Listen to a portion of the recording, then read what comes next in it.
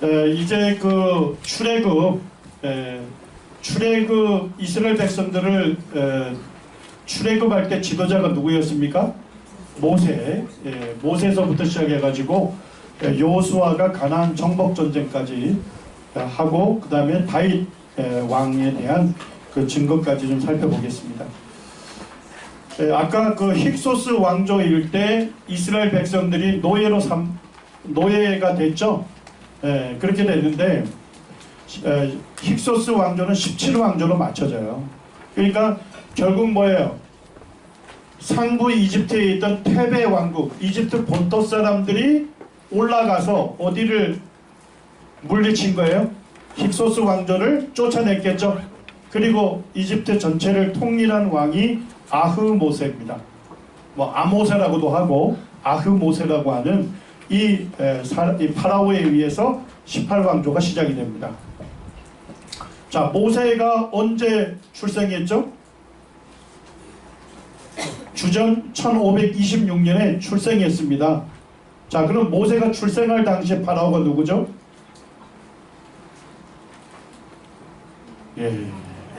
각선이 많이 떨어져 있네요. 자, 모세가 주전 1526년에 출생했는데 그때 어느 파라오가 다스리고 있었나요?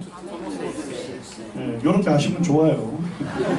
투트모세 1세 때 투트모세 1세가 즉위하자 그 해에 모세가 출생한 거예요. 그리고 투트모세 1세에 외동딸이 있었습니다. 딸이 몇 명이라고요? 하나. 그 이름이 하셉수투입니다. 그래서 이제 조금 이따 살펴보게 되면 모세가 태어나자마자 너무나도 잘생겨가지고 그 부모들이 아들을 죽이라고 하는 그 파라오의 그 지엄한 명령에도 불구하고 자기 집에서 키우죠.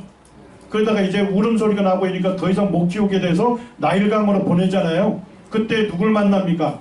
공주를 만나게 되고 그 공주의 양아들이 되죠.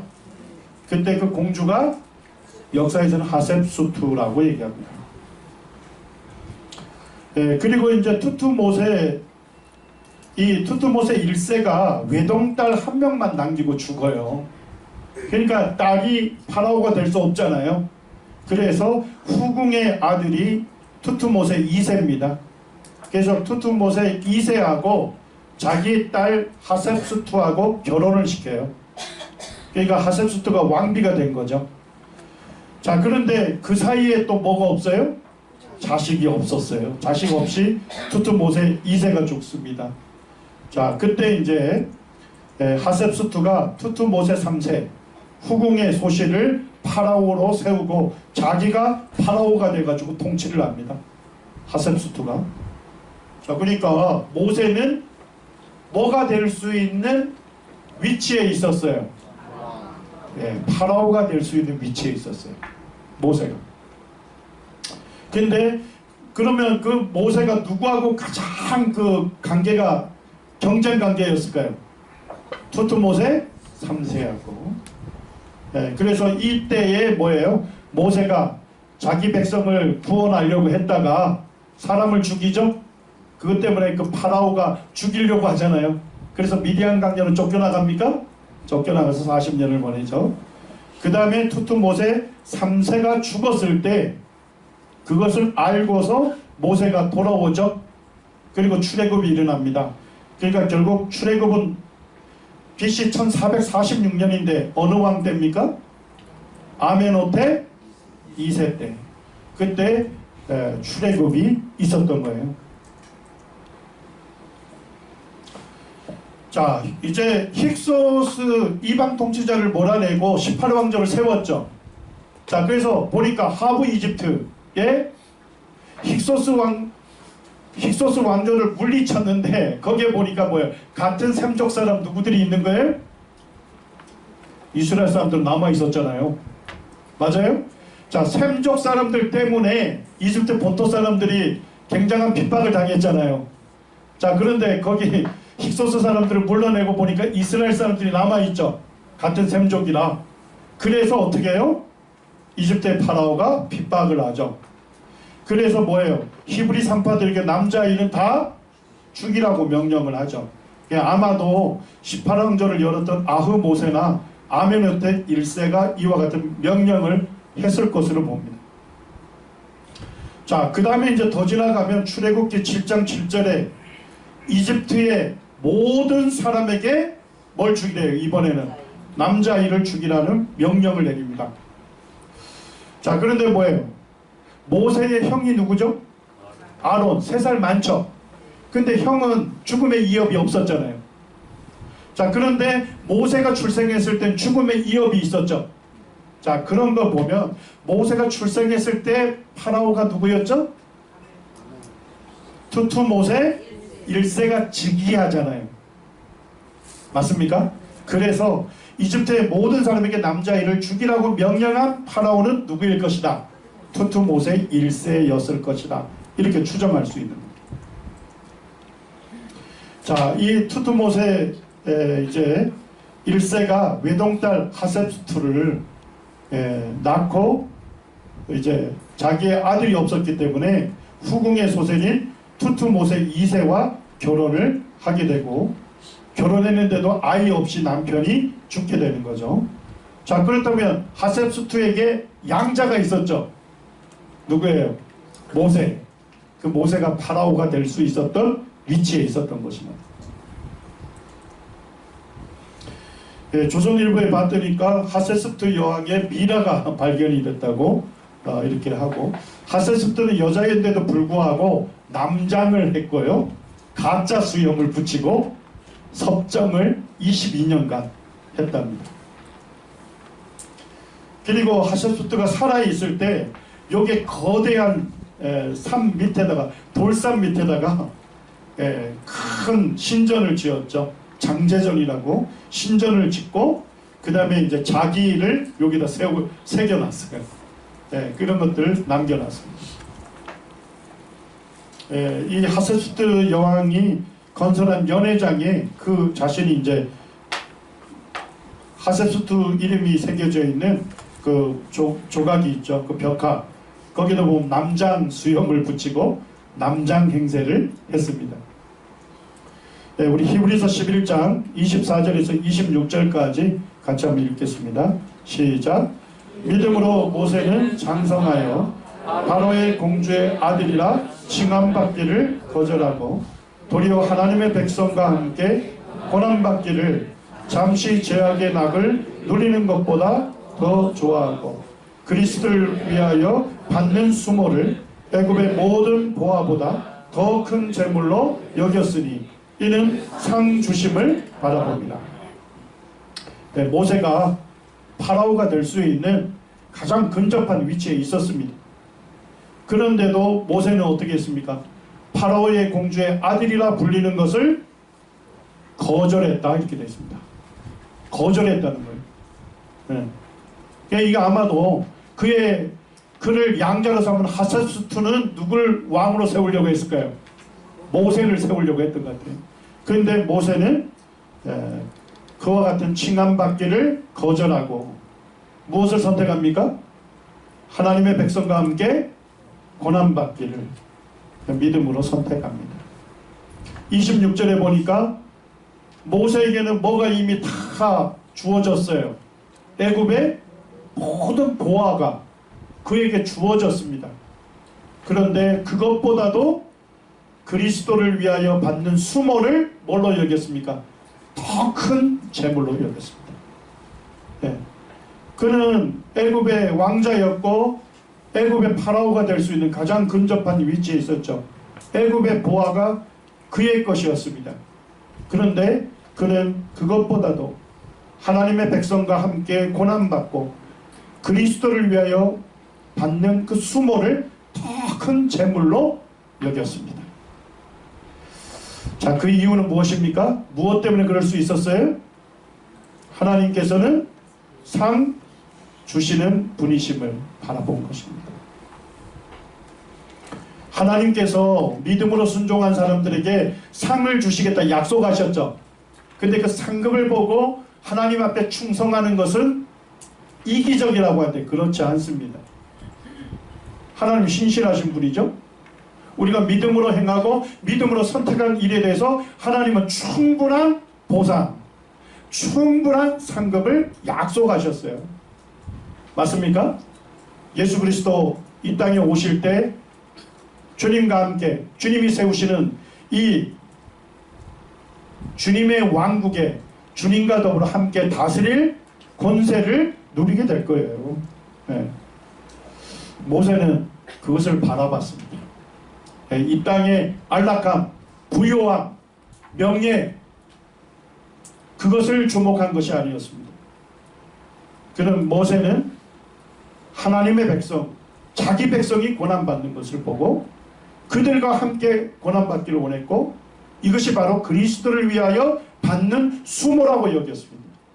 돈보다 더 중요한 게 우리에게 있다는 것입니다. 맞습니까? 우리가 일터에서 열심히 성실히 일하는 건 사실 돈 버는 것이 전부가 아니죠. 그건 부가적인 거예요. 그 일터는 누구를 섬기는 곳입니까? 하나님을 섬기는 곳입니다. 우리 주님을 섬기는 것이 일터예요. 그렇기 때문에 우리는 그곳에서 뭐예요? 주님의 방법대로, 주의 말씀대로 그 일터에서 주님을 섬기는 것입니다. 그리고 그 땀 흘린 대가로 우리가 우리의 삶에 필요한 비용을 받는 겁니다. 이건 부수적인 거예요. 예, 돈 버는 것이 우리 삶에 뭐가 되면 안 됩니까? 목적이 돼서는 안 됩니다. 예, 돈보다 더 중요한 것이 상급 주시는 하나님을 바라보고 믿음으로 선택하고 믿음으로 행하는 이것을 하나님께서 반드시 보상하실 겁니다. 요 가계도가 좀 이해가 되십니까? 투투모세 1세는 누구 하나 다 남겨놓고 죽었어요. 하세수트 공주. 근데 이 하세수트 공주가 모세를 양자로 삼죠. 그리고 후궁의 소설인 이브 오빠하고 투투모세 2세하고 결혼해서 왕비가 됩니다만 그들 사이에 뭐가 없죠? 자식이 없어요.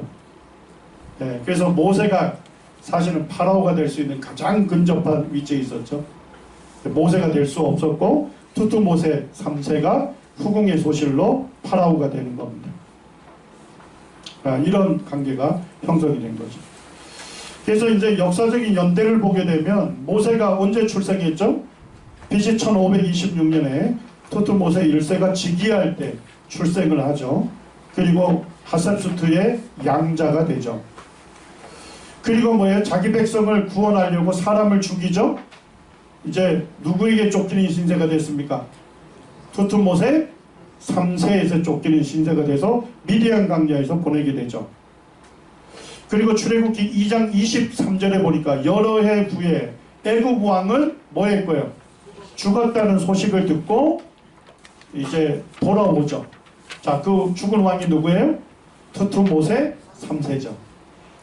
그리고 이제 돌아와서 아멘호텝 2세 때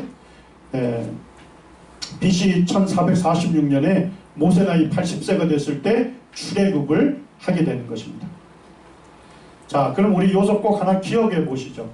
아멘호텝 2세의 아버지가 누구죠? 투투모세 3세죠. 자, 투투모세 3세는 적어도 통치 연한이 몇 년 이상이어야 돼? 광야 생활 모세가 40년 했잖아요. 40년 이상이 돼야 되죠?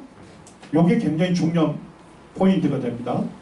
그러니까 모세가 출애굽할 때 아멘호텝 2세였는데 그의 선왕은 적어도 40년 이상 통치 연한을 해야 할 거예요. 성경으로 볼 때 여기 보니까 레크밀의 벽화가 있습니다. 주전 1450년경으로 보는데 거기에 보니까 뭐가 새겨져 있어요? 여기에 보니까 이스라엘 자손들이 흙 이기기와 벽돌 굽기 이런 것으로 아주 그 극심한 노동에 시달렸죠. 이런 벽돌 만드는 가정이 상세하게 새겨져 있습니다. 그래서 이스라엘 백성들이 이런 일들, 고된 노동을 했던 거죠. 자, 그 다음에 이제 18왕조 마지막 때에 쿠데타가 일어나서 아마르나 시대라고 잠깐 하고 그 다음에 19왕조가 세워집니다. 이 19왕조 좀 중요시 여겨야 하는 게 뭐냐면 이 성경을 액면 그대로 믿지 않는 사람들은 출애굽 연대를 람세스 2세 통치기로 봅니다. 그래서 요때가 BC 1250년경에 출애굽을 했다고 주장을 해요. 자, 그러면 우리 형제자매님들 뭘 생각해야 할까요? 아까 조금 전에 성경으로 볼 때 적어도 출애굽을 했던 파라오의 선왕은 적어도 몇 년 이상 통치해야 되죠? 40년 이상 통치해야 하잖아요. 자, 람세스의 아버지가 세티 1세인데 몇 년 통치합니까? 이성우 유전님 도학입니다. 14년. 40년 통치 성경하고 맞아요, 안 맞아요? 안 맞잖아요.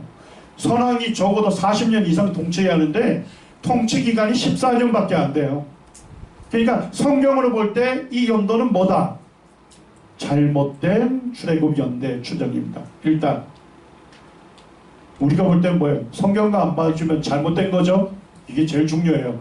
고고학적 증거는 2차 자료예요. 2차 자료. 가장 중요한 1차 자료는 뭐예요? 성경입니다. 하나님 말씀.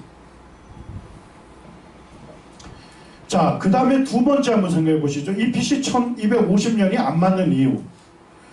여기에 보면 람세스 2세의 아들이 메르넵타입니다. 메르넵테가 팔레스타인, 이스라엘 있는 쪽을 원정을 했어요. 그리고 승전한 기념비를 만들었습니다. 근데 여기에 뭐가 등장하냐면 이스라엘이라고 하는 단어가 등장해요. 그러니까 적어도 뭐예요? 요때 그 정벌했을 때가 언제냐면 1230년경인데 1230년경에 뭐가 있었다는 겁니다. 거기에 이스라엘이라는 공동체가 있었다는 거죠. 맞습니까? 자, 그러면 BC 1250년을 지금 이 학자들이 출애굽 연대라 보면 안 맞는 이유는 뭘까요? 성경과. 자, 출애굽한 다음에 광야에서 몇 년 살았대요? 40년 살고 그 다음 가나안 땅 들어가죠? 그러잖아요. 자, 그러면 1250년에 출애굽한 다음에 불과 뭐예요? 몇 년 차이죠? 불과 20년 뒤에 이스라엘 공동체가 가나안 땅에 있었다. 성경과 맞습니까? 맞지 않습니까? 적어도 1250년이니까 40년 뒤쯤에 이스라엘 공동체가 가나안 땅에 등장해야 할 거 아니에요. 성경의 두 번째 증거로 성경 구절로 볼 때는 1250년이 될 수 없다는 겁니다. 이게 중요한 거예요. 여러 가지 성경적인 근거들로 살펴볼 때 BC 1250년은 될 수 없습니다.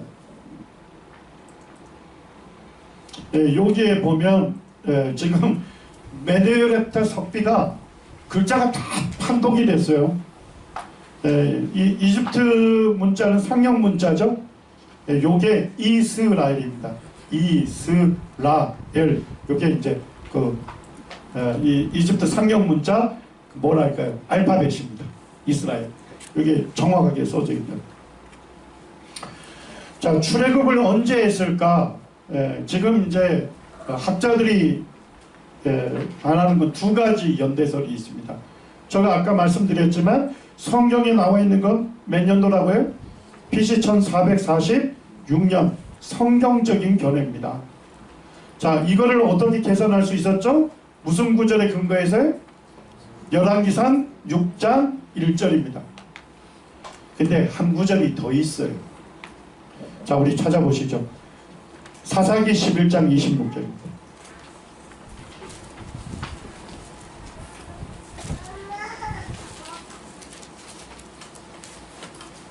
사사기 11장 26절입니다.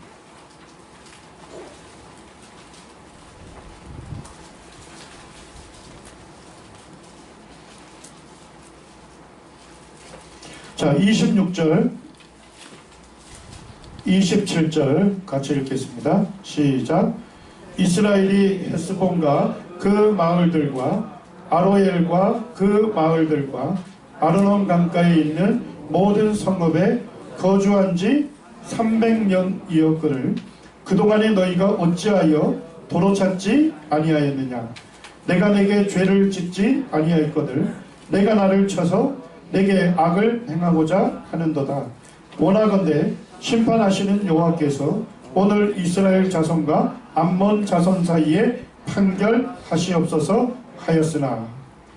요게 사사 입다 일때입니다. 입다. 지금 입다가 얘기하고 있어요. 자, 그때 입다가 지금 암몬 사람들에게 이렇게 얘기하는 거예요. 자, BC 1446년에 출애굽했죠. 광야 몇 년 보냈다고요? 40년 보내고 그 다음 가나안 땅으로 들어가죠. 자, 가나안 땅에 누가 있었어요? 암몬 사람, 모압 사람이 있었어요. 맞습니까? 요단강 동편에 살고 있었어요. 자, 그런데 여호수아하고 이스라엘 백성들이 그 암몬 사람들이 살고 있던 땅을 어떻게 했어요? 정복하고 빼앗았잖아요. 그리고 이스라엘 땅이 됐어요. 맞습니까? 자, 그러면 그때가 언제일까요? 자, BC 1446년에 출애굽했죠. 광야 40년을 보냈으면 몇 년이 됩니까? 1406년이 되겠죠. 맞습니까? 이때 이스라엘이 암몬을 빼앗은 거예요. 그 땅을. 그런데 지금 입다가 뭐라고 합니까? 26절에 모든 성읍에 거주한 지 몇 년 됐다는 거예요? 300년. 자, 뭔 얘기예요? 1406년에 가나안 정복 시작했죠. 암몬 땅 했단 말이에요. 그리고 몇 년이 지났대요? 300년이 지났대요. 자, 이해가 되시나요? 자, 그러면 합산을 하게 되면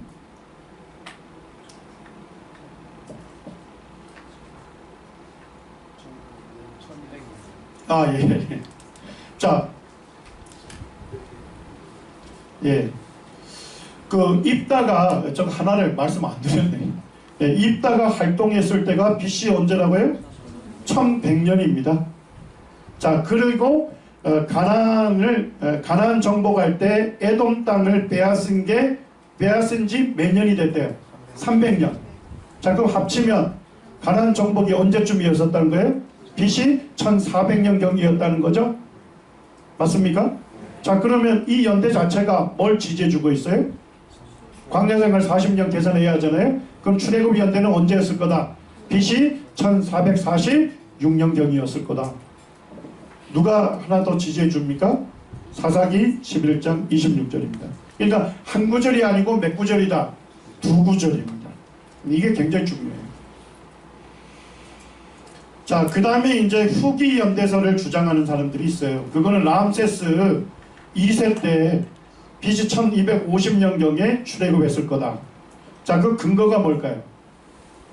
출애굽기 1장 11절에 보니까 히브리인 노예들이 무슨 성을 건축했죠? 비동과 람세스. 자, 히브리 노예들이 성을 건축했는데 이름을 뭐라 붙였어요? 람세스.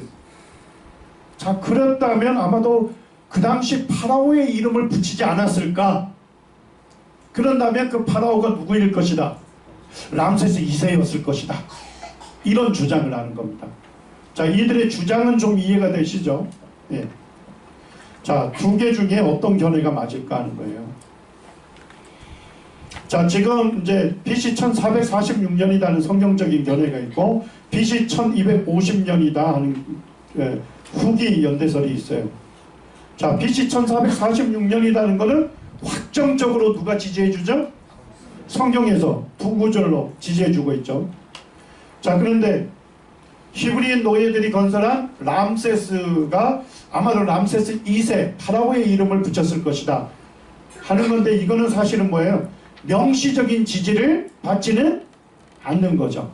요걸 이제 이해하시고 일단 내용을 보시죠.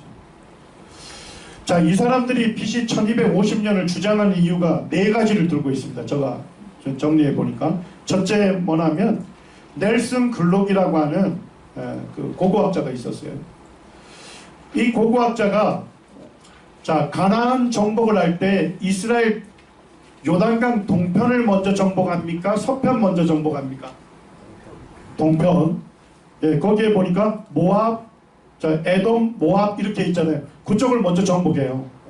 자, 그럼 성경 말씀대로 보면 언제쯤 정복이 이루어져야 되죠? 1400년경에 정복이 이루어졌어야 할 거잖아요.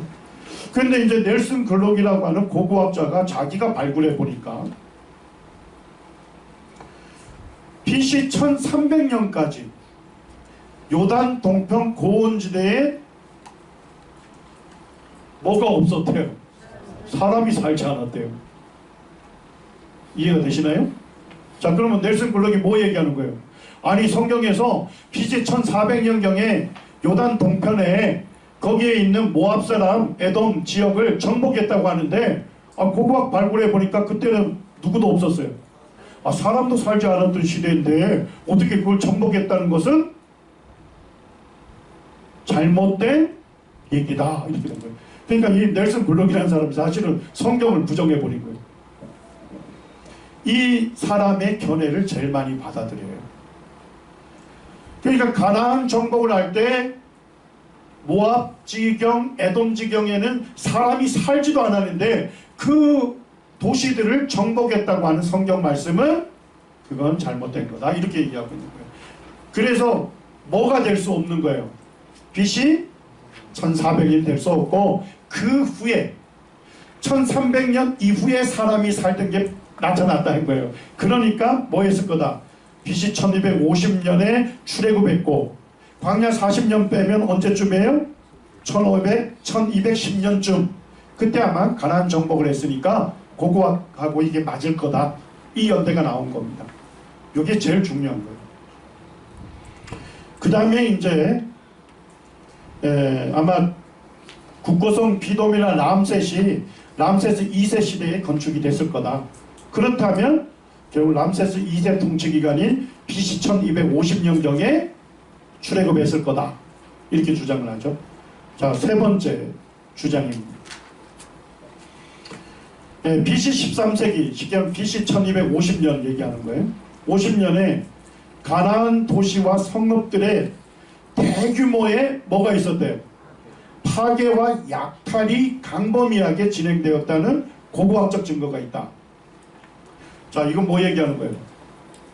BC 1250년에 출애굽하고 광야 40년 보내고 BC 1210년이 되겠죠? 그때 가나안 정복을 했기 때문에, 그래서 그때의 도시들이 엄청나게 파괴되고 약탈됐다. 이거하고 맞다, 이 얘기입니다. 근데 이게 맞을까요? 성경은 뭐라 하죠? 정복했던 곳은 어디죠? 파괴한 것은 두 군데밖에 없어요. 여리고, 하솔. 그러니까 이 얘기 뭔 얘기냐면, 가나안 정복할 때요, 쓸데없이 파괴 안 시켰어요. 그냥 그 도성을 그대로 빼앗아서 그 성을 정복해서 사용을 한 거예요. 대대적인 파괴나 약탈이 가나안 정복 시대에 있었다, 없었다? 없었어요. 그러니까 대대적인 파괴가 일어났다는 건 결국 뭐예요? 출애굽한 한참 이후에 있었던 증거인데, 그거를 이분들은 가나안 정복이 대대적인 파괴나 약탈이 있었던 것으로 오해를 하고 있는 겁니다. 성경과 맞지 않습니다. 그 다음에 네 번째는 좀 얼토당치 않는 주장이죠. 자, 메느레타, 람세스의 아들이죠. 그가 어디 정복했다고요? 팔레스타인 원정했죠. 그리고 거기에 어디를 파괴했다고 이름이 기록되어 있죠? 이스라엘. 자, 근데 그때가 언제래요? 1230년경이래 있습니다. 자, 성경하고 일치해야 안 해요? 안 하는 거예요, 오히려.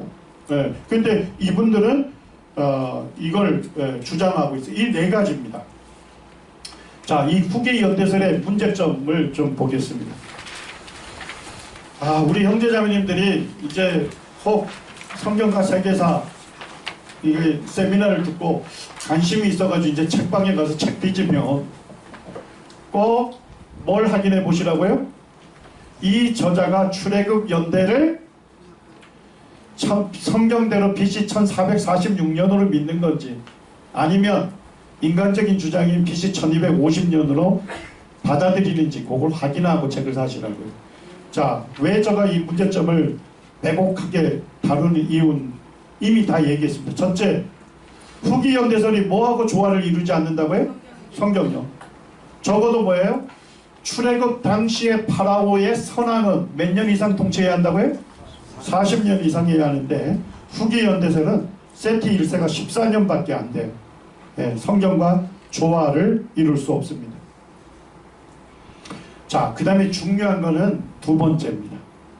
아까 넬슨 글록이라는 고고학자가 자기가 보니까 BC 1300년까지 요단 동편에 사람이 안 살았다고 했죠? 근데 이 사람이 나중에 수정했어요. 더 발굴이 이루어졌는데 그 후 발굴을 통해 몇 곳이 지역들이 발견됐다고요? 요단 동편에 32곳의 지역이 발견이 됐어요. 언제예요? BC 1400년 이전에 벌써 사람이 살고 있었던 도시가 이렇게 많이 발굴이 된 거예요. 결국 1970년에 넬슨 글록은 자신의 견해를 뭐 했죠? 수정했어요. 근데 50년이 지난데도 후기 연대설 주장하는 사람들이 여전히 누구 주장 얘기하죠?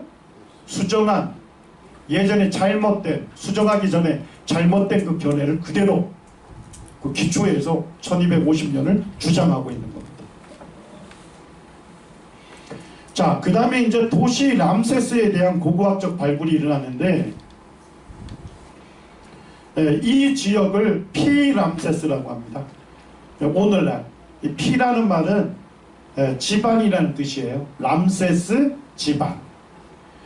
근데 그쪽을 발굴해 보게 되면, 자, 이게 지층 이해가 되십니까? 발굴을 했더니까 이집트의 그 도시가 먼저 발굴이 됐고 그 도시 밑을 다시 어떻게 한 거예요? 지층을 더 파고 또 했더니까 뭐가 또 있어요? 팔레스타인 양식의 도시가 또 있었던 거예요. 이해가 되셨나요? 그러니까 결국 처음에 도시가 있었겠죠. 팔레스타인 양식에. 요건 누가 건설했을까요? 이스라엘 사람들이 건설했겠죠.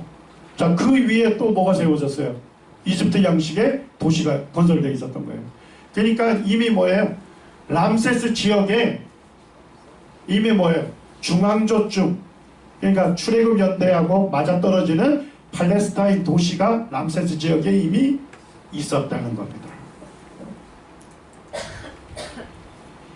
자, 그 다음에 네 번째는 뭐냐면 이 람세스 이름이 람세스 2세 이전에 먼저 역사에 있었을 가능성이 있다는 겁니다. 자, 그건 뭐냐면 이 월터 카이지라는 성경 교사가 이렇게 얘기합니다. 람세스라고 하는 지명은 이미 옛날에 사용된 이름이거나 훗날의 19왕조 파라오들의 이름으로 다시 뭐했을 거다? 사용했을 가능성이 있다는 겁니다. 자, 이해됐나요? 람세스 2세 이전에 이미 뭐가 있었대요? 람세스라는 지역이 있었고 이름이 있었다는 거예요. 그런 이제 제가 세세한 논문까지 설명하면 또 우리 성도님들이 머리를 쥐어뜯을까봐 지금 요 정도 하는 거예요. 그러니까 그 람세스 지역에 이미 귀족들 중에 람세스라는 이름을 가진 사람들이 거기에 살고 있었고 그 지역을 람세스라 불렀다는 거예요. 그리고 람세스 2세 때 왔을 때 다시 그 람세스 이름을 후대에 또 썼다는 겁니다. 좀 이해되시나요? 네. 그게 성경하고 맞는 것도 뭐죠? 요셉은 아버지 야곱이 그 아들들하고 정착을 하는 지역을 정해줬죠. 그 지역 이름을 창세기 47장 11절에 뭐라고 얘기하죠? 람셋이라고 이미 얘기를 해요. 그러니까 야곱 때 이미 무슨 도시가 있었어요? 람셋이 있었다니까요. 네. 자, 그 다음에 이제 다섯 번째로 보게 되면 이제 제가 보여드릴 건데요. 여리고에 발견된 유물. 가나안 정복하면서 여리고 정복했죠? 네, 그때 유물들이 언제 거다? BC 1400년경 성경 연대하고 맞아떨어지고, 그 다음에 메네르타 섭비 이미 얘기했죠. 그게 언제 거라고요? 1230년이면 1250년에 출애굽했다는 거하고 맞아요, 안 맞아요? 안 맞죠. 적어도 광야 40년 있어야 하는데 없죠. 자, 근데 BC 1446년을 출애굽 연대라 보면 메네르타 석비하고 성경과 맞아떨어집니까? 맞잖아요. 광야 40년 보내고 가나안 정복하고, 그죠? 예. 그때 메네르타가 와서 1230년경에 원정을 했겠죠. 그때 이미 이스라엘이 공동체가 뭐 했다는 거예요? 있었다는 거예요. 예, 맞아떨어집니다. 그래서 아마 오늘 처음 들으시는 분들은 저게 뭔가 이렇게 생각하실 수 있어요. 근데 아마 구약 성경의 배경을 공부하면서 굉장히 혼란스러운 분들이 있을 거예요. 이 성경에 BC 1446년이 확실하다고 성경에 못 박아놨는데 이 자꾸만 책들은 BC 1250년 이렇게 얘기하는데 이게 뭐 때문일까 이렇게 하는데 이 5가지 이유를 좀 곰곰하게 집에 가서 발효가 될 때까지 묵상하시기 바랍니다.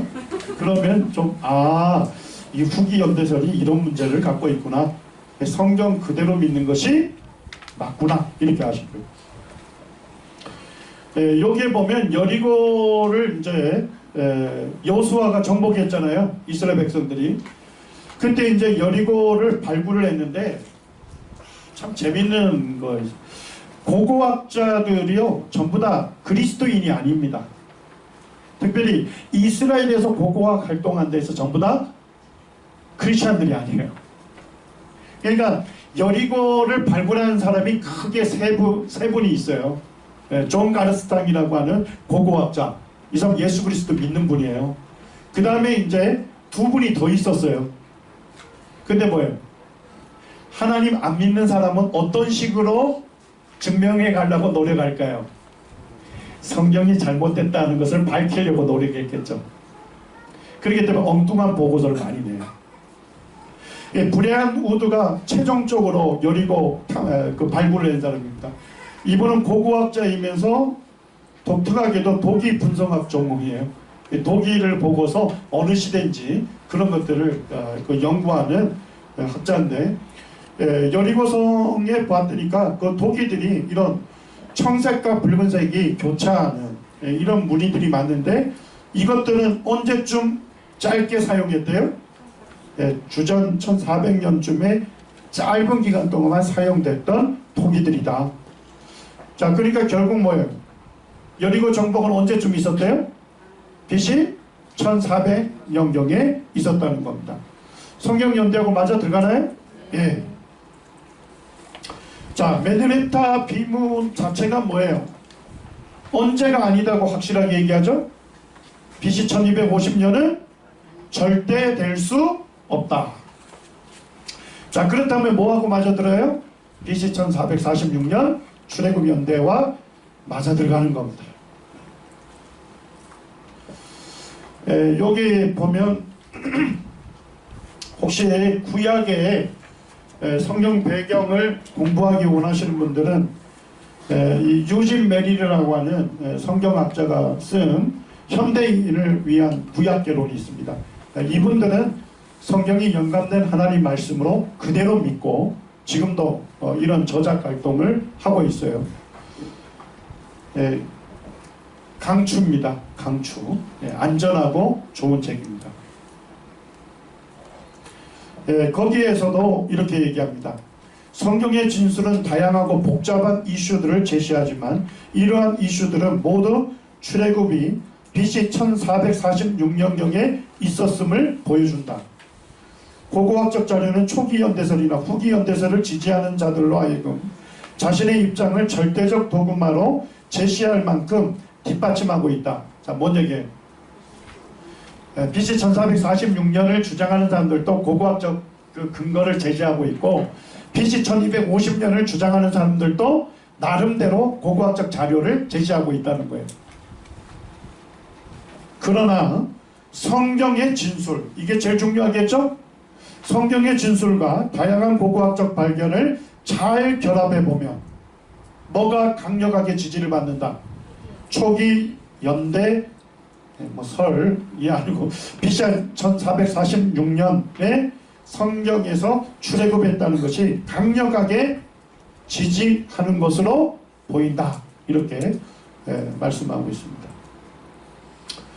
자, 이제 출애굽과 관련돼서 조금 보겠습니다. 출애굽의 추정 경로가 지금 뭐 다양한 추정 경로가 있어요. 그죠? 있는데 왜냐하면 성경에서 모든 것을 세세하게 다 기록하지 않았기 때문에 오늘날 출애굽 추정 경로를 이렇게 추정하는 데 있어서 굉장히 어려움이 있습니다. 그런데 아마 우리 형제자매님들이 좀 읽었을 만한 책이 있어요. 떨기나무. 읽어보셨나요? 예. 제가 아주 떨기나무 읽으면서 그냥 거의 2박 3일간 거의 너무 재밌어가지고 흥미진진하게 읽었어요. 근데 그 이유가 뭐냐면 고전적으로 전통적으로는 시내산을 여기를 봅니다. 시나이 반도에 있는 제벨 무사, 모세의 산이다 이 얘기예요. 여기를 시내산으로 추정하고 있었어요. 근데 떨기나무에 보면 이 사우디아라비아에 있는 라오즈산이 실제 시내산이다 이렇게 해서 그 사람이 김승학이라고 하는 집사예요. 성경학자가 아니에요. 이 사람이 이제 주장을 하는데 저도 이제 김승학 집사분이 쓴 그걸 읽으면서 여기가 맞는가 할 정도로 흥미진진했어요. 이제 최근에 그 우리나라 꽤 이름 있는 정평이 있는 그 고고학자들이 과연 시내산이 라오즈산이라 할 수 있는가 이걸 검토했어요. 학술대회를 하고 많은 논문들이 나왔는데 그 논문을 쓴 사람 중에 한 사람도 라오즈산을 지지하는 견해를 없어요. 그러니까 우리 형제자매님들이 혹 자료를 사용할 때 인터넷상에 있는 자료가 있잖아요. 주의해서 사용할 필요가 있습니다. 그래서 이 김승학 집사가 얘기하는 라오즈산 배경 그게 인터넷에 자료가 많아요. 또 친절한 금자씨여서 PPT까지 막 줘요. 네? 근데 그거를 사실처럼 우리가 활용할 때는 주의해야 돼요. 나중에 그게 뻥이었다더라 이러면 이 하나님 말씀을 전했는데 그죠? 그런 일이 있으면 안 되겠죠. 그래서 그 떨기나무에 나와 있는 라오즈산은 시내산으로 보기가 아직 어렵습니다. 지지 못 받습니다. 그러니까 우리 형제자매들이 자료 사용할 때 좀 신중을 기하시기 바랍니다. 자, 그렇지만 이제 여기 가데스 바네아에서 이제 이쪽 동쪽 산악지대 이제 점령하죠. 에돔, 모압. 그 다음에 모압 평지에 갔을 때 무슨 산이 있었죠? 느보산. 느보산에서 어딜 건넙니까? 요단강 건넙니다. 도와. 요단강 건넜을 때 처음에 정복한 성이 어디죠? 여리고. 이렇게 되는 거예요. 여리고, 아이성 이런 식으로 가는 거죠. 자, 느보산에 갔더니까 지금 이제 뭐 여러 가지 기념물들이 있습니다. 느보산 기념석이 있고 또 모세를 기념하는 노뱀 조형물이 있고 신명기 33장 1절 4절 거기 보면 참 아린 내용이 나와 있죠. 모세가 모압 평지에서 느보산에 올라가 여리고 맞은편 비스가 산 꼭대기에 이르매 여호와께서 길르앗 온 땅을 강까지 보이시고 여호와께서 그에게 이르시되 이는 내가 아브라함과 이삭과 야곱에게 맹세하여 그의 후손에게 주리라 한 땅이라. 내가 내 눈으로 보게 하였거니와 너는 그리로 건너가지 못하리라. 모세가 어디에 들어가지 못했습니까? 가나안 땅에 요단강 건너서 들어가지 못했습니다. 그리고 이제 그 느보산에서 하나님은 그래도 뭐는 해주셨어요. 이쪽이 요단 계곡이에요. 강이 쫙 흐르잖아요. 요단강 건너편에 있는 하나님 주실 땅을 눈으로는 어떻게 했어요? 다 볼 수 있게 했어요. 그래서 느보산에 가면 사해 바다가 15km밖에 안 떨어져 있어요. 날씨 좋은 날 사해 바다가 착 보여요. 그리고 베들레헴, 예루살렘, 여리고, 최북단이 어디였죠? 강까지 하나님 보여주셨잖아요. 청명한 날에는 그렇게 볼 수 있답니다. 자, 최초의 성을 정복한 곳이 어디죠? 여리고입니다. 여리고를 그 신명기 34장에서는 종려나무 성읍이라고 돼요. 종려나무를 오늘날 대추야자라고 불러요. 자, 보니까 나무는 무슨 나무처럼 보이죠? 야자수. 근데 거기에 뭐가 달려요? 대추 같은 것이 달려요. 그래서 종려나무, 대추, 야자나무. 그 실제 이제 이게 여리고에서 찍은 사진이에요. 뭐가 많아요? 종려나무가 지금도 굉장히 많아요. 예.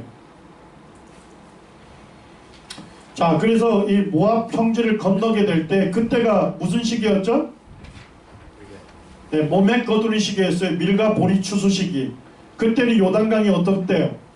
강둑까지 흘러 넘치는 시기예요. 물이 굉장히 많아요. 그래서 어떻게 했어요? 하나님께서 아담이라고 하는 이 도시 보입니까? 예, 물이 그쳐서 아담 성읍 변두리에 일어나 한 곳에 쌓이고 백성이 여리고 앞으로 바로 건널세. 요단강을 여기서 멈추기 위해서 장벽을 쌓고 마른 땅을 건너 길갈에 도달하게 되죠. 예. 여기 이제 이스라엘 가시면 유대 강려가 끝나는 곳에 뭐가 보여요?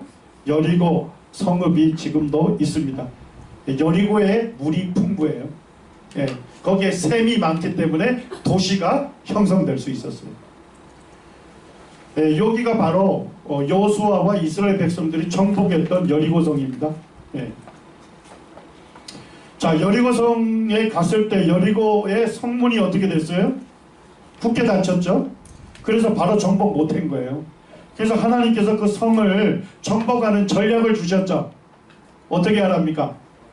매일같이 성을 한 바퀴 돌아요. 그리고 7째 날은 몇 바퀴 돌아요? 7바퀴 돈 다음에 어떻게 하래요? 양각 나팔을 불고 소리를 지르라고 되어 있죠. 그럼 여리고 성이 무너질 거고 그 성벽, 무너진 성벽을 타고 올라가서 점령하라고 했습니다. 주일 학생들한테 흥미진진한데 이 어른들한테 얘기하면 그게 과연 가능할까? 네? 7번 돌았다고 소리 질렀다고 무너질까? 이 어른들, 이게 문제, 어른들이 문제예요. 그래서 주님이 뭐예요? 천국이 누구 것이다? 어린아이들의 것이다. 예. 저희가 이제 여리고성 그 발굴된 데로 올라갔고요. 거기에 보니까 원형망대가 엄청나게 견고한 그것들이 지금도 남아있어요. 여리고성이 굉장히 견고한 요새였다는 겁니다. 그 다음에 이제 성벽이 이중벽이에요. 보니까 고고학자 발굴했는데 외벽, 내벽이 있습니다. 그리고 외벽과 내벽 사이에 뭐예요? 자, 여기 벽이 하나 있잖아요. 건물 지을 때 이렇게 지으면 좋겠죠? 왜 좋을까요? 담벼락을 이렇게 세 면만 쌓으면 되잖아요. 그렇게 해서 실제 이쪽에 내벽과 외벽에 성벽이 많아요. 기생 라합의 집이 어디에 있었대요? 성벽 위에 있었다고요. 네. 그 다음에 이제 여기에 보면 도시 여기 잔해를 잘라가지고 도면을 냈는데 이때는 좀 풋풋했는데요. 7년 전 사진입니다. 뽀샵한 건 아니고 7년 전입니다. 이쪽에 도시를 폐허를 잘라보면 좀 이 검은 뭐 이렇게 그 뭡니까? 재 같은 게 보이나요? 네, 제가 확대를 해드리겠습니다. 보이시나요? 네. 여기 검은 재가 이렇게 두껍게 지금 도시를 덮고 있어요. 자, 왜 검은 재가 여리고 성을 그 폐허를 덮고 있을까요? 여호수아 6장 24절에 하나님께서 뭐라 했습니까? 그 성과 그 가운데 있는 모든 것을 불로 사르라. 약탈하지 말게 했습니다. 완전히 불사지르라고 했습니다.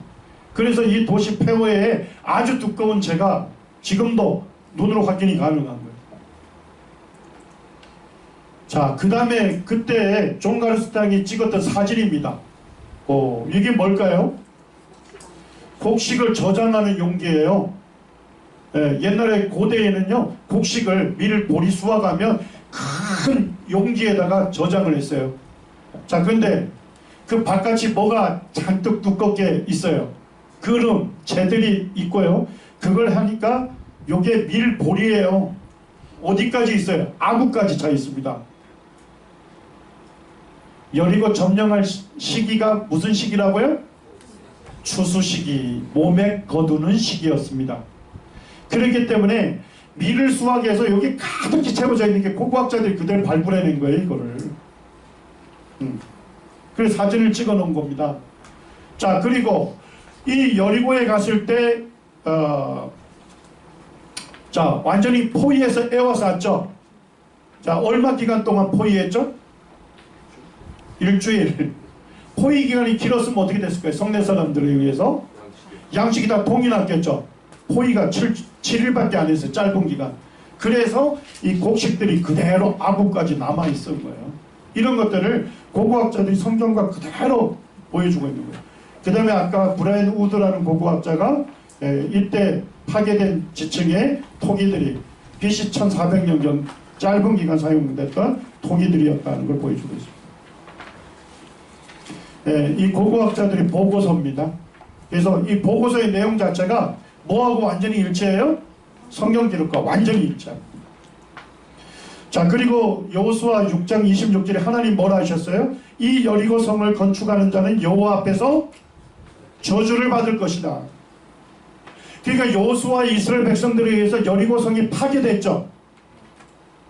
그대로 남아있는 거예요. 그 위에 다시 뭘 한 적이 없어요. 도시를 건설한 적이 없습니다. 하나님 말씀대로. 네. 자, 예레미야 32장 27절 같이 읽겠습니다. 시작. 나는 여호와요 모든 육체의 하나님이라 내게 할 수 없는 일이 있겠느냐. 성경 기록만 쭉 읽어보면 야, 이게 7바퀴 돌고 소리 지른다 해서 무너질까? 근데 고대 여리고성 파괴와 관련된 고고학적 증거들은 뭐하고 완전히 일치하죠? 성경과 일치합니다. 그럼 우리가 내릴 수 있는 합리적인 결론은 뭡니까? 성경 말씀대로 여리고성이 무너졌고 그것을 불태웠다는 것입니다.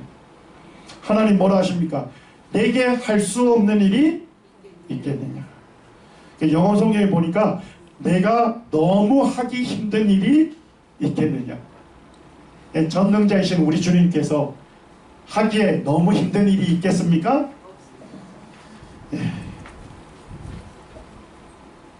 그리고 이제 가나안 정복 때 와서 세겜에 왔습니다. 세겜. 자, 모세가 이렇게 얘기합니다. 모세는 이곳에 못 갔잖아요. 이스라엘 백성들을 모아두고 마지막 유언적인 권면을 할 때 이렇게 얘기합니다.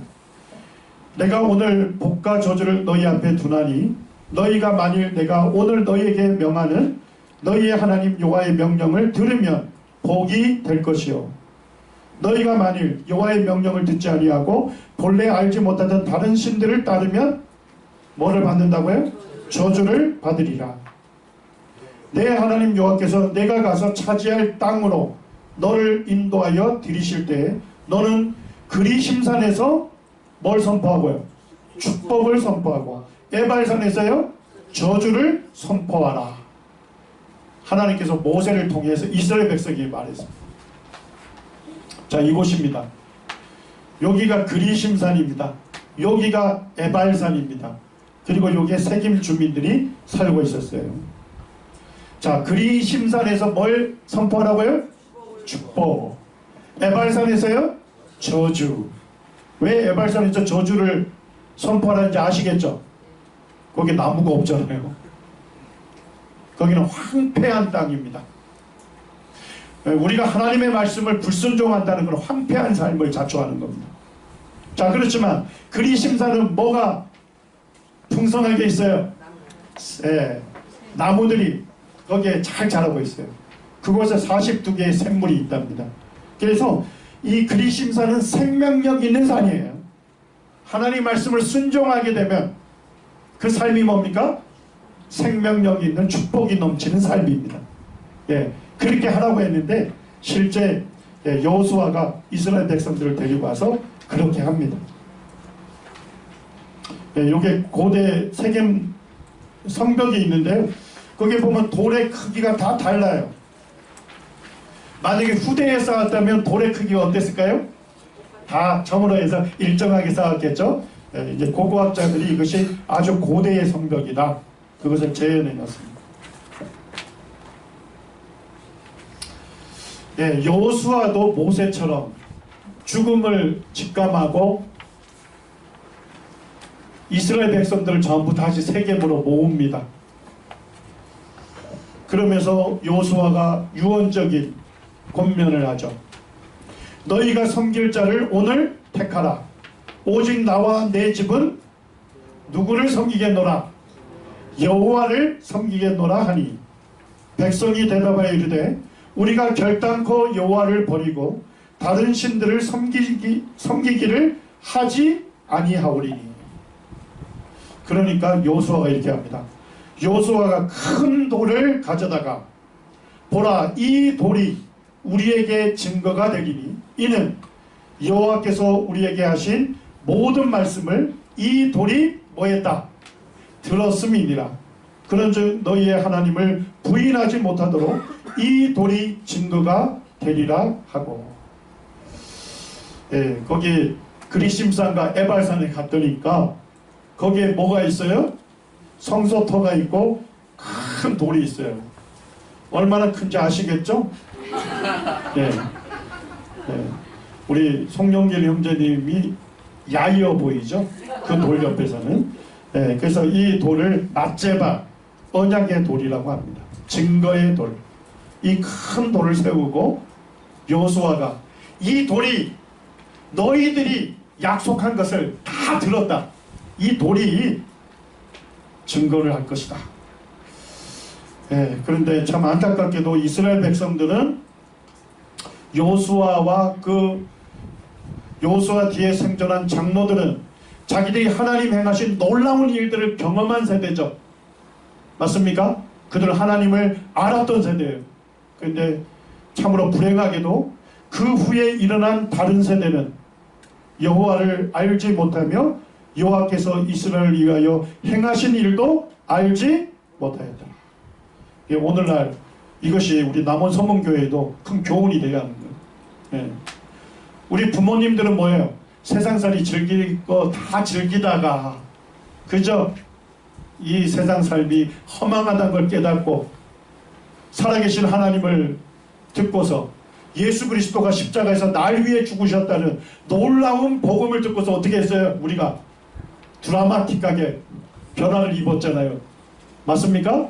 회개했잖아요. 근데 우리 자식 세대들은 어떻습니까? 믿는 부모 밑에서 태어났습니다. 어릴 때부터 예수님, 하나님의 말씀을 듣고 자랐습니다. 그러니까 우리 부모 세대들이 자식을 위해서 해줘야 할 게 뭘까요? 부모 세대가 경험했던 하나님, 자식 세대도 뭐 할 수 있도록요? 경험할 수 있는 기회를 제공해야 하는 것입니다. 우리가 부지런히 하나님 말씀, 우리가 경험한 하나님 가르쳐야 할 뿐만 아니라 우리 자식들이 그 살아계신 하나님을 경험할 수 있도록 우리가 도와줘야 하는 것입니다. 그래서 우리 남원 서문교회의 다음 세대가 믿음을 잇는 다음 세대가 되어야 되지, 무슨 세대가 되면 안 됩니까? 다른 세대가 되면 안 되는 것입니다. 통일왕국 시대에는 다윗 얘기만 하고 끝내겠습니다. 통일왕국 시대에 사울이 왕으로 즉위했을 때가 BC 1050년입니다. 감사하게도 통일왕국 왕들이 몇 년씩 통치했어요? 40년, 40년, 40년. 계산이 너무 쉽죠. 그래서 솔로몬 왕이 970년에 즉위하죠. 그리고 40년 통치하고 솔로몬 왕이 죽고 아들 르호보암 때 어떻게 됩니까? 분열이 되죠. 북이스라엘과 남유다 왕국으로 분열되고, 북이스라엘은 BC 722년에 아시리아에 의해서 멸망당하고, 유다 왕국은 더 오랫동안 존속해서 BC 586년에 바벨론의 느부갓네살 왕에 의해서 이렇게 멸망하게 됩니다. 남유다 왕국은 누구의 왕조예요? 다윗 왕조죠. 그래서 처음부터 끝까지 다윗 왕조가 통치해요. 맞습니까? 근데 북이스라엘은 오므리 왕조가 등장했다가 그 다음에 또 쿠데타가 일어나서 예후 왕조가 되고 예후 왕조 이후에도 계속적인 쿠데타가 일어나면서 왕조가 바뀌어요. 다윗과 솔로몬 시대인데 솔로몬이 어디까지 영토를 넓혔을까요? 유프라테스 강까지. 자, 남쪽 경계가 어디였을까요? 이집트 강까지. 이해가 되셨나요? 그러니까 하나님께서 아브라함에게 약속한 땅이 어디서부터죠? 북단의 유프라테스 강에서. 남방에 어디까지요? 이집트 시내까지. 그거를 최초로 이 약속을 이루었던 왕이 누구예요? 솔로몬 왕입니다. 93년까지 다윗의 증거가 없었어요. 성경 이해에. 그리고 93년에 발견이 되고 타임지 95년 12월 18호지에서 뭘 다루냐? 성경은 바이블은 팩트냐 픽션이냐, 사실이냐 허구냐. 그 내용 읽어보면 더 이상 다윗을 허구라고 할 수 없다. 왜요? 증거들이 이렇게 많다. 이런 얘기입니다. 그래서 여기에 보면 성경에도 등장하는데 아람왕 하사엘이 북이스라엘과 싸워가지고 길르앗 라못을 빼앗았습니다. 승리 기념비가 나와 있어요. 거기에 뭐가 있어요? 다윗 왕국, 다윗 집안이 정확하게 새겨져 있습니다. 그 다음에 또 뭐가 발굴되냐면 모압왕 메사의 섭비가 있습니다. 모압왕 메사도 성경에 등장하죠.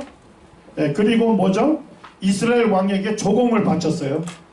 자, 그런데 메사 왕의 섭비는 뭐예요? 뭘 써놨냐면 우리가 이스라엘 왕에게 조공을 바쳤지만 이 왕 메사가 이제 더 이상 조공을 바치지 않게 됐다. 그거를 이제 쭉 기록하고 있는데 거기에 뭐가 기록되어 있어요? 다윗의 집 이렇게 기록되어 있습니다. 자, 그 다음에 이집트의 카르낙 신전 벽에 가면 그때 쇼생크 1세 성경에 누구요? 시삭 왕이 그때 팔레스타인 원정했잖아요. 그리고 거기에다 뭐라 써놨어요? 다윗의 산지. 여기에 보면 어디냐면요, 다윗과 골리앗 싸웠던 데 아시죠? 그곳이에요. 그곳. 그래서 여기에 그 골리앗 블레셋 군대들이 진쳤고 이쪽 에베스 다밈에 이 이스라엘 백성들이 다윗 왕가의 다윗이 어린 소년 다윗이 여기 있었어요. 그래서 여기서 둘이 싸웠던 거예요. 자, 여기 보이시죠? 요 산. 거기에 키르벳 기아파라고 해서 최근에 다윗 시대에 건설된 도시가 발굴이 됐어요. 자, 그 다음에 이제 다윗이 원래 성전 시온산에 누가 살고 있었죠? 여부스 족속이 살고 있었죠? 그걸 누가 빼앗았어요? 다윗이 점령했잖아요. 자, 다윗이 점령할 때 다윗이 뭐라고 합니까? 사무엘하 5장 8절에 그날에 다윗이 이르기를 누구든지 여부스 사람을 치거든 물 깃는 대로 올라가서. 뭐 깃는 대로 올라가라고요? 물 깃는 대로 올라가서 다윗의 마음에 미워하는 다리 저는 사람 맹인을 뭐하라. 그러니까 저 여부스 족속은 다리 저는 사람들이고 맹인에 불과하다. 그러니까 너네들 겁먹지 마라. 그러니까 어디로 올라가란 거예요? 물 깃는 대로 올라가라 이렇게 돼 있죠. 그 물 깃는 데가 어딜까요? 기온샘물. 기온샘물하고 그게 시온산이 연결되어 있어요. 이거를 누가 발굴했어요? 워렌이라고 하는 그 장군이, 영국 장군이 여기입니다. 여기가 바로 물을 깃는 그 수갱을 발굴을 했어요. 그러니까 요압 장군이 뭐예요? 요 수갱을 따라 올라가서 그 여부스 족속이 있었던 예루살렘을 정복하게 됩니다. 그리고 다윗 요새가 된 거죠. 이런 것들이 이제 발굴되어 있고요. 이게 이제 다윗과 솔로몬이 세웠던 그 도시들이 그대로 유적들이 발굴되어 있습니다. 지금 이쪽에 더 이렇게 발굴을 해야 하는데 거기에 뭐가 있어요? 사람들이 살고 있어가지고 또 발굴을 지금 못하고 있어요. 시온산에 갔더니까 다윗의 가묘가 있고요. 이제 다윗까지 전부 했는데, 우리 형제자매님들이 혹시 구약 성경 역사에 대해서 난 공부 좀 하고 싶다, 이런 분들에게 7가지 책을 좀 추천합니다. 그래서 구약 성경 개론을 공부하시려면 조금 전에 얘기했던 유진 메릴, 리슨 현대인을 위한 구약 개론, 그 다음에 아주 구약 성경에서 쟁점이 되는 것들을 정리를 잘한 책이 구약 성서 다큐멘트라고 하는 월터 카이저라고 하는 성경학자가 쓴 책입니다. 이 책은 성경 말씀이 그대로 하나님의 영감된 말씀으로 믿고, 그 다음에 이제 역사적인 자료, 고고학적인 자료를 다뤘어요. 성경 말씀에 아주 부합되는 최근에 쓴 책입니다. 요 노학자가 지금 80대 말이에요. 80대 말인데 자기가 이걸 썼어요.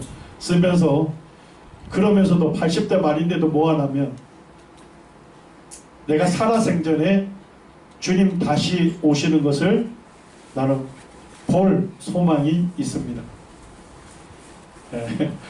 80대 말 노학자가 다음 세대, 자식 세대를 위해서 이런 책을 쓰면서 내가 죽음을 맞이하기 전에 주님 오셔서 내가 휴거될 소망이 있습니다. 지금도 그렇게 인터뷰를 하고 있는 그런 경건한 학자들에 의해서 쓰여진 책들입니다.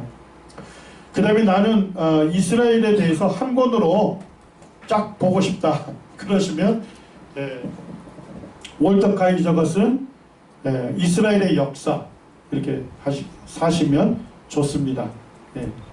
그 다음에 나는 좀 쉽고 좀 흥미진진하게 읽고 싶다 그런 분들은 류 모세라고, 성경학자는 아닙니다.